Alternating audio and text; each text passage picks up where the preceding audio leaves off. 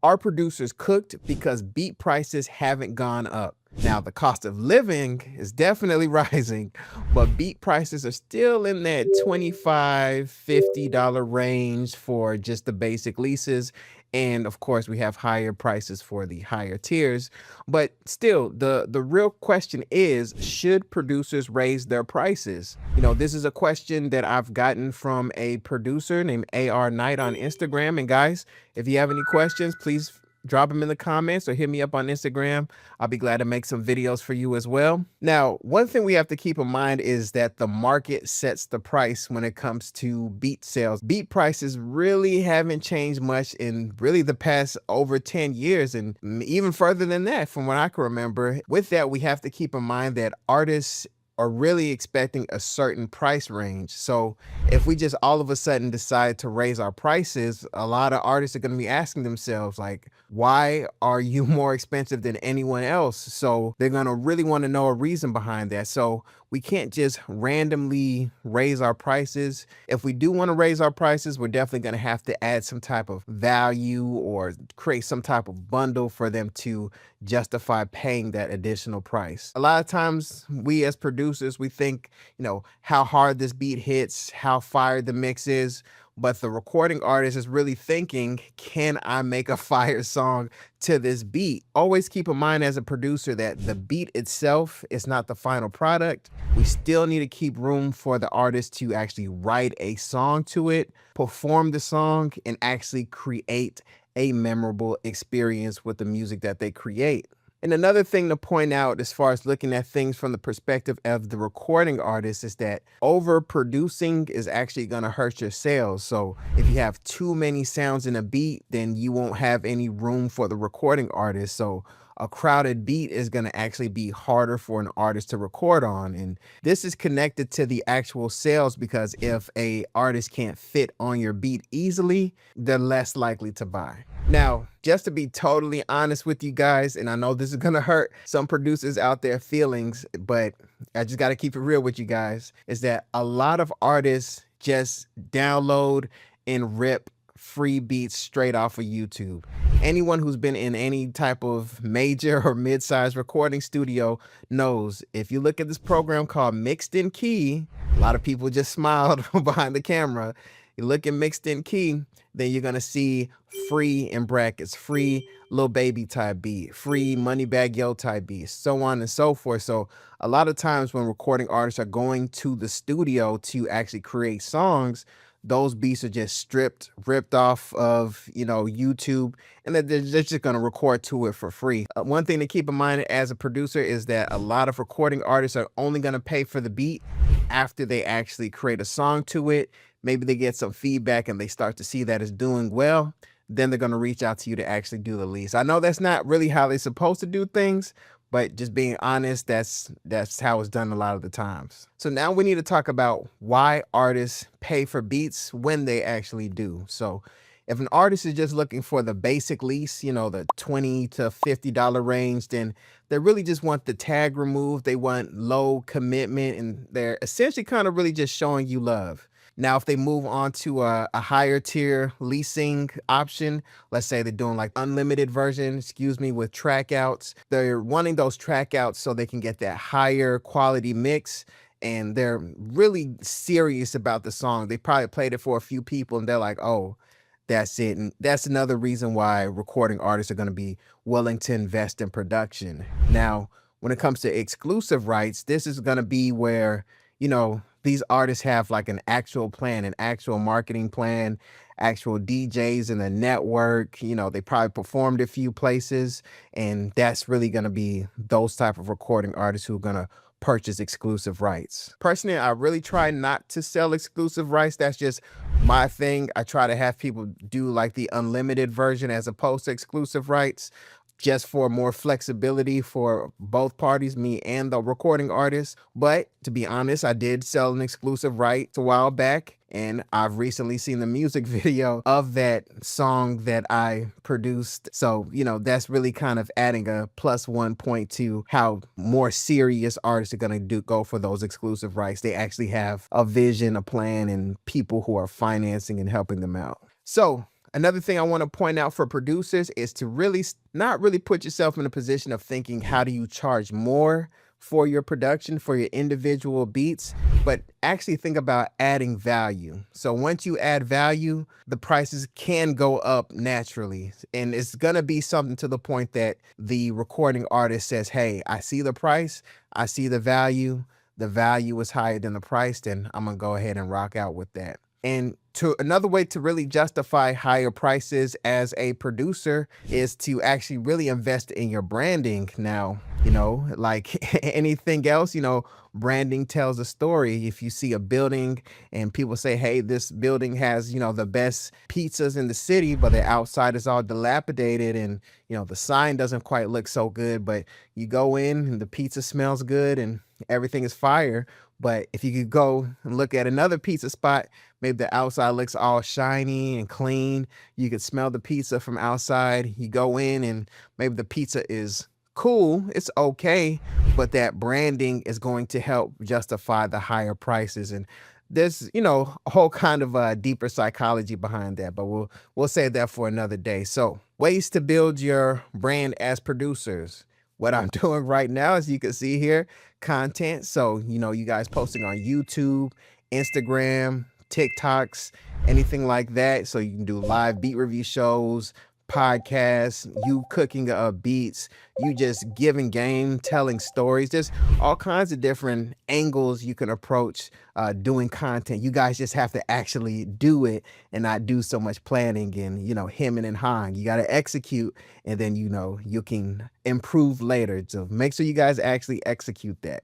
Also, another way is placements. That's another way to show your brand. So some of you guys maybe are working with a lot of local rappers, local singers, maybe even mid-sized singers and artists, things like that. Don't be afraid to add that to your description, add that to your bio. That's going to show that you're a producer who's out there, who's actually working with artists, who's not just, stuck in one spot. People like to work with people who are working with people. You know what I mean? So it's kind of like, they say when you don't have money, it's hard to get more money.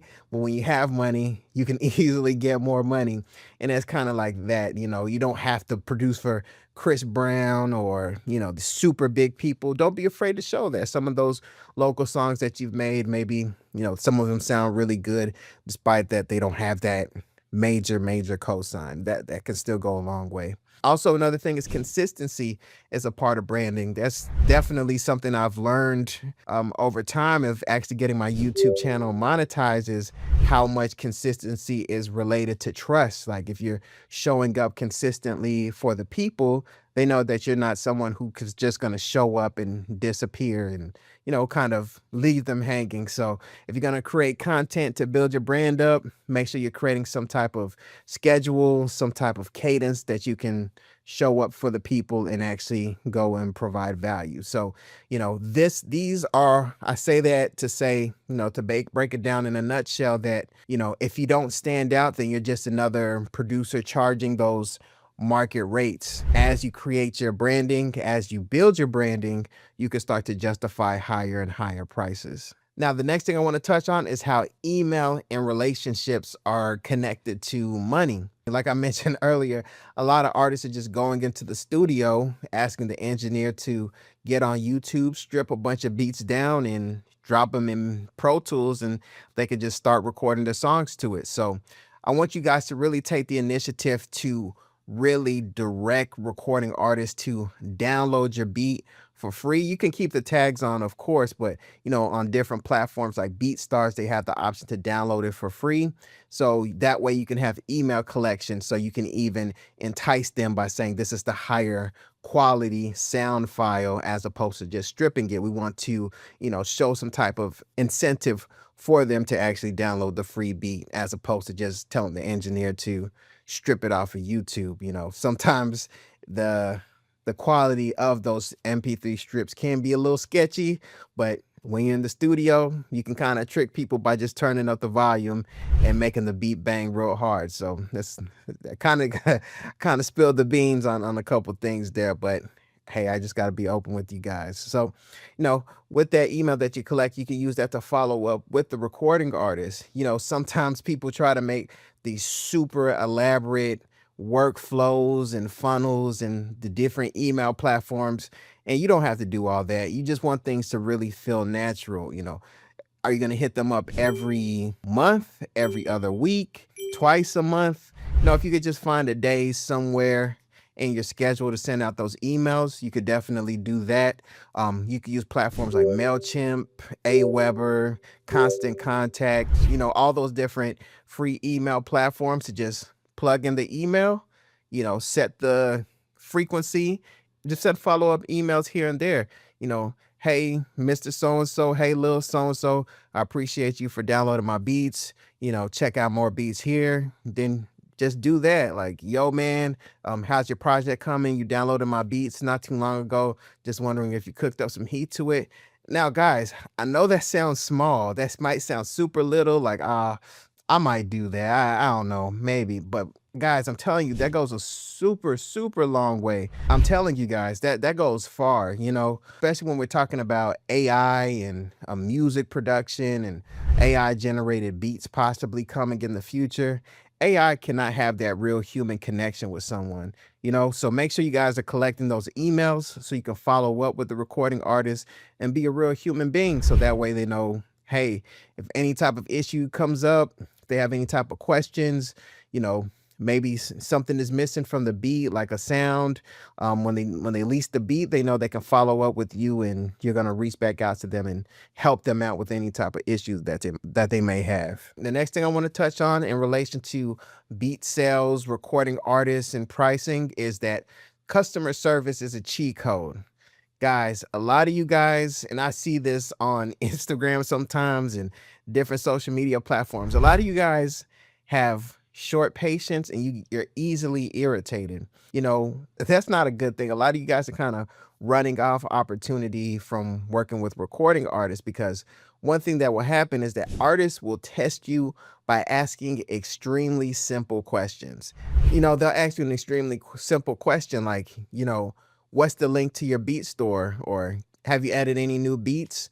Something that's super obvious, something that they can easily find. But instead of doing that, they want to actually reach out to you to see that you're a real person who can actually communicate with people.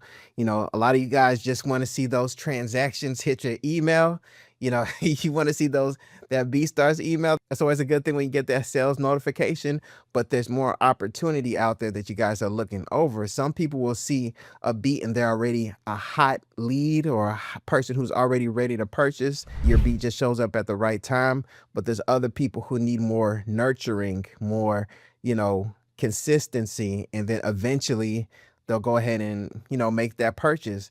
Guys, I can't tell you how many times I've randomly been doing something and then I've received a beat sale notification and I'm like, who is that? And then my mind will be like, that name looks familiar. And then I'll look in either my email or my Instagram DMs and I'm like, oh, that's so-and-so that I mentioned or that I reached out to 4 months ago, 5 months ago, and then they finally got to the point where they were actually ready to purchase. So, those beat sales aren't always, instantaneous. Sometimes you gotta put some of the bait out there and then eventually it'll come to you. All right, so to the next point, I want you guys to really think beyond just instant beat sales when it comes to the music game and working with recording artists and things of that nature. I know the original question, the original point of this video was in reference to raising our prices to help us survive, especially with the cost of living and everything like that. But think in a broader spectrum. Think of things like almost like a pie chart of different slices of revenue streams that you can get as a music producer. One thing that I tell a lot of you guys is to actually learn how to record artists. Guys, I'm telling you, just get a mic, an audio interface, basic compressor, some decent headphones, and just start. Start where you can until you can afford what you want, and just do it little by little. Maybe you could practice with a friend a couple times who maybe raps and freestyles and things like that. Just, learn how to position things, work with the gain staging, start to learn those basics. And then from there, man, just start little by little, start charging people a couple dollars an hour and just start raising it more and more and more and more. Guys, I cannot tell you how much opportunity opens up from knowing how to record artists. I've met DJs, I've met mastering engineers, I've met photographers, videographers. I've met all these different people simply by learning how to record artists. So guys, this is super slept on. I know some of you guys might think it's way too complicated to learn how to record artists, but you have so many resources here online on YouTube to walk you through the process. So please, that's a huge gem. Now, on top of that, some of you guys are already familiar with some of the audio tools and plugins, reverbs, delays, and things like that. Starting the process of learning how to mix, is not too far off from learning how to make a beat. You know how to select a good sounding kick. Do you know how to make a vocal thicker? You're using your ears to find texture. There's, more training you're going to have to do to work with the human voice, but still fundamentally, you're using your ears and your taste to make something sound better from an original point. So that's not really an apples to apples comparison, but I just want to go ahead and put that in your mind just to give you a basic direction on that. So you may think that mixing, you have to have a whole bunch of hardware, a whole bunch of tools and things like that. Have an interview on my podcast, the Made in the Studio podcast, where I interviewed a popular mixing engineer, especially here on social media, Mixed by L. He talked about how he started from being a rapper, then he went from being a rapper to learning how to mix, and then finding a mentor and that helping him learn how to become a mixing engineer. So a lot of you guys as producers, you're already in the DAW, you're already in the program, you're already doing that stuff. So, you have an advantage. So learning how to mix, once again, can also help you expand your revenue stream. Then on top of that, of course, you guys already know about loop packs, kits. Once you get some momentum doing coaching, and if you want to become a content creator like me, of course, you have the YouTube and other types of content monetization. So overall, I want you guys to remember this: beats are one income stream, but it's not the only one. Always keep that in mind. So overall, I want you guys to remember to think of yourself like a business and a value vessel. You learn things and you use those things that you learn to help solve other people's problems and create value in their lives. This is not just selling beats, it's using your creative gifts to help other people express themselves, and that can go beyond just beat selling in itself. So don't always just think about yourself as a beat maker or producer. I want you to look at yourself as a multi-skilled creator.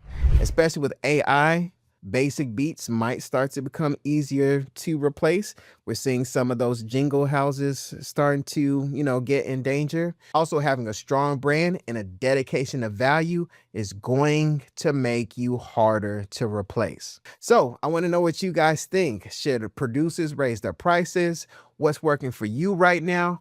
Drop your thoughts in the comments. I'll be glad to check it out. I hope you enjoyed this video. If you did, make sure you hit like and subscribe. My name is Desmond A, and I'll be back with more great videos. Peace.